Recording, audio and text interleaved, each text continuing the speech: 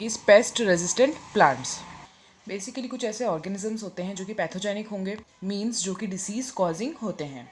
जब भी हम बात करते हैं ऐसे प्लांट्स पैथोजन के बारे में, या फिर हम उसको इंसेक्ट बोल देते हैं, पेस्ट बोल देते हैं, ये करते क्या है, जो प्रॉपर क्रॉप होती है, जो खेती होती है, जो एग्रीकल्चर है, ये उसको डैमेज करने का काम करते हैं, राइट।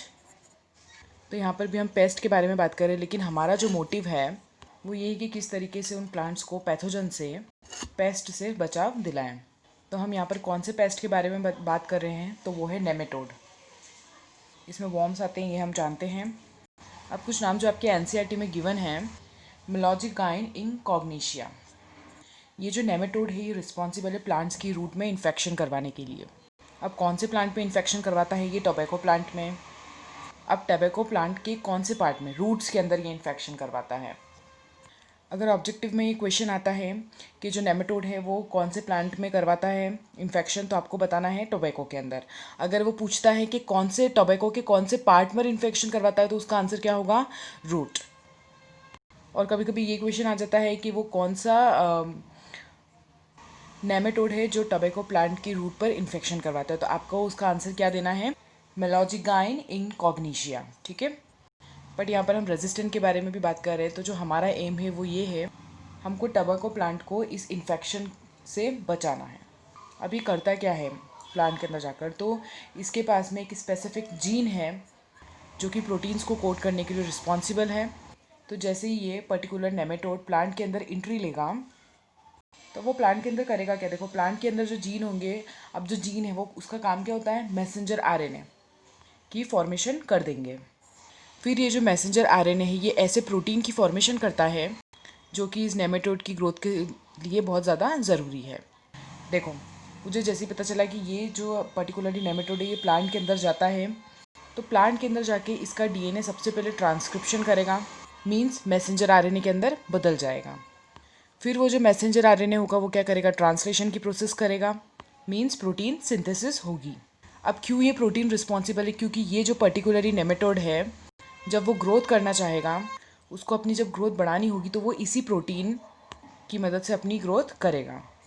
बट ये जो प्रोटीन है ये हार्मफुल है for the growth of plants. ये जो प्रोटीन है प्लांट्स के लिए बड़ा नुकसानदायक है। तो प्लांट्स भी कुछ ना कुछ ऐसी ट्रिक अपनाएंगे कि इस नेमेटोड से उनको छुटकारा मिल जाए। अब प्लांट्स ने कौन सी ट्रिक अपनाई है इन नेमेटोड से अपने आप को बचाने के लिए, उसको बोला जाता है RNAi, राइबो न्यूक्लिक एसिड।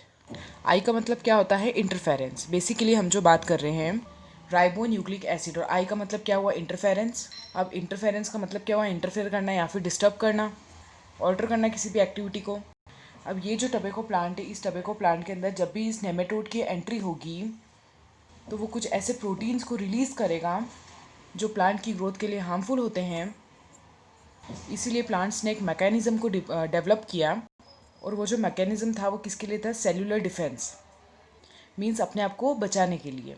क्या नेम था उस मैकेनिज़्म का, RNA इंटरफेरेंस। अब RNA इंटरफेरेंस है क्या, अभी नाम से ही पता चल रहा है कि ये एक ऐसा सेलुलर डिफेंस मैकेनिज़्म है। अब कौन से ऑर्गेनिजम्स यूज़ करते हैं सेलुलर डिफेंस को, तो वो होते हैं यूकैरियोटिक। सभी यूकैरियोटिक ऑर्गेनिज्म में सेलुलर डिफेंस का जो मेथड है उसे क्या बोलेंगे, RNA इंटरफेरेंस। अब ये करता क्या है, जो प्लांट की बॉडी के अंदर जो गया है उस पैथोजन के साथ में उसके मैसेंजर RNA के साथ इंटरफेरेंस कर देगा। मतलब उस मैसेंजर RNA को जो डिज़ायरेबल प्रोटीन था नेमेटोड का वो नहीं बनाने देगा। तो हम कह सकते हैं कि RNA इंटरफेरेंस एक ऐसा प्रोसेस है जिसमें पैथोजन के मैसेंजर RNA को, उसकी एक्टिविटी को, उसके एक्सप्रेशन को क्या करा जा रहा है, इंटरफेयर करा जा रहा है। और अगर हम इसकी एक्टिविटी में इंटरफेरेंस कर दें तो फिर वो मैसेंजर RNA अपना डिज़ायरेबल प्रोटीन नहीं बना पाएगा। और यही हम चाहते हैं, क्योंकि हम चाहते हैं कि प्लांट को रेजिस्टेंट मिल जाए, मींस बचाव मिल जाए। लेकिन इस मैसेंजर RNA को साइलेंस कैसे किया जाए, अगर ये पैथोजन प्लांट के अंदर जाएगा तो यहाँ पर कौन सी प्रोसेस होगी, ये ट्रांसक्रिप्शन करेगा। मतलब इस पैथोजन ने अपना मैसेंजर RNA बना लिया। अब हम ये चाहते हैं कि मैसेंजर RNA आगे जाकर ट्रांसलेशन ना करे। हम क्या करेंगे, हम डबल स्ट्रैंडेड RNA, ठीक है, क्या प्रोड्यूस किया हमने, double stranded RNA। Double stranded का मतलब है कि इसके अंदर 2 स्ट्रैंड्स प्रेजेंट होगी। अब ये जो RNA हमने यहाँ पर इंट्रोड्यूस किया ये कैसे साइलेंस करता है मैसेंजर RNA को, तो देखो ये होता है कॉम्प्लीमेंट्री। किसका कॉम्प्लीमेंट्री? उस जीन का कॉम्प्लीमेंट्री होता है ये, जो कि किसके अंदर प्रेजेंट था? नेमेटोड के अंदर प्रेजेंट था, और इसी ने इस मैसेंजर आरएनए को बनाया था। क्योंकि हमने यहाँ पर कॉम्प्लीमेंट्री डबल स्ट्रैंडेड आरएनए को इंट्रोड्यूस कर दिया है, तो जब ये डबल स्ट्रैंडेड डीएनए जब जैसे ही मैसेंजर आरएनए के कांटेक्ट में आएगा तो मैसेंजर आरएनए काम नहीं कर पाएगा। जहाँ पर भी डबल स्ट्रैंडेड आरएनए प्रेजेंट होता है तो वो आगे जाके प्रोटीन फॉर्मेशन नहीं कर पाता है। क्योंकि इसके साथ में कोई और भी एंजाइम्स है, जैसे कि आरएनएज सेकेंड। तो ये कुछ ऐसे एंजाइम्स जो अपनी कैटालाइटिक एक्टिविटीज़ को परफॉर्म करेंगे और इनहिबिट कर देंगे या फिर रोक देंगे, साइलेंस कर देंगे नेमेटोड के मैसेंजर आरएनए को, और वो जो मैसेंजर आरएनए है वो अपना डिज़ायरेबल प्रोटीन नहीं बना पाएगा। बहुत ही सिंपल सा मैकेनिज्म है। हमने पढ़ा यूकैरियोटिक सेल्स अपने आप को बचाने के लिए, या यूकैरियोटिक ऑर्गेनिजम्स अपने आप को बचाने के लिए, पैथोजन से बचाने के लिए किसका यूज़ करते हैं? आरएनए इंटरफेरेंस का यूज़ करते हैं। ये एक ऐसा प्रोसेस है जिसकी वजह से हम जो पैथोजन है उसके जो मैसेंजर आरएनए है उसको हम इंटरफेयर कर देंगे, और वो मैसेंजर आरएनए अपना डिज़ायरेबल प्रोटीन नहीं बना पाएगा। कैसे इंटरफियर किया? तो हमने क्या इंट्रोड्यूस कर दिया था? Complementary DNA. कॉम्प्लीमेंट्री का मतलब क्या होता है? इस जीन के कॉम्प्लीमेंट्री। नेमेटोड के जीन का क्या है? ये कॉम्प्लीमेंट्री है। और ये जो कॉम्प्लीमेंट्री डीएनए है इसको हम प्लांट के अंदर इंट्रोड्यूस करेंगे, तो ये क्या करेगा? प्लांट के अंदर जाकर डबल स्ट्रैंडेड आरएनए बनाएगा। और अब इस डबल स्ट्रैंडेड आरएनए ने क्या किया? मैसेंजर आरएनए के साथ में जाकर बाइंड किया, और जब बाइंड किया तो साइलेंस कर दिया मैसेंजर आरएनए को, और ये मैसेंजर आरएनए फिर प्रोटीन को प्रोड्यूस नहीं कर पाएगा। और क्या हुआ? प्लांट्स बच गए। अब जब प्लांट के अंदर उस पैथोजन का प्रोटीन ही नहीं बनेगा तो ग्रोथ ही नहीं हो पाएगी, और जब ग्रोथ नहीं होगी तो हमारे जो प्लांट्स, जो हमारी खेती है वो डैमेज नहीं होगी। अब दो क्वेश्चन, जब हमने कॉम्प्लीमेंट्री डीएनए को प्लांट के अंदर इंट्रोड्यूस करवाया था तो किसकी मदद से करवाया? वेक्टर कौन सा था? तो आपको याद रखना है कि हमने यहाँ पर एग्रोबैक्टीरियम का यूज़ किया था। ये क्या होता है? ये एक वेक्टर होता है। हमने एग्रोबैक्टीरियम की मदद से, उसकी प्लाज्मिड की मदद से अपना जो भी डिज़ायरेबल डीएनए था, जो जीन था, उसको प्लांट्स के अंदर डाला, और जैसे ही वो डीएनए प्लांट के अंदर गया तो उसने क्या बनाया? Sense and antisense RNA. मतलब ऐसे आरएनए की फॉर्मेशन की जो कि स्ट्रैंड्स एक दूसरे के कॉम्प्लीमेंट्री थे। क्योंकि वो दोनों कॉम्प्लीमेंट्री थे तो उन्होंने क्या बना लिया? Double stranded RNA. अब ये तो पता चल गया कि किसकी मदद से आया है। अब ये जो आरएनए है इसका सोर्स क्या होता है? ये भी क्वेश्चन आ सकता है।